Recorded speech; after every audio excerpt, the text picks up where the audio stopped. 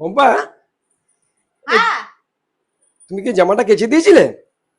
হ্যাঁ, জামাটা তো আমি কেচে মানে আয়রন করা হয়নি। আমি এমনি ভাঁজ করে কোনো রকম আর কি আলমারিতে রেখে দিয়েছিলাম। অনেক বউদের অভিযোগ যে তার বরেরা জামা প্যান্ট কাচার সময় পকেটে টাকা রেখে দেয় না কেন। তো আমি এই অভিযোগ থেকে রেহাই পাওয়ার জন্য আমি তোমার জন্য টাকা রেখে দিয়েছিলাম, দেখবে? কই?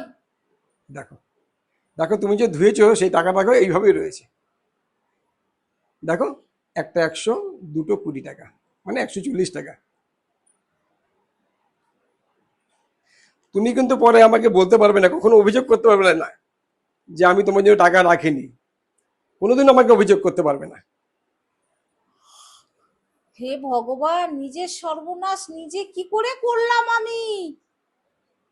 এত বড় সর্বনাশ!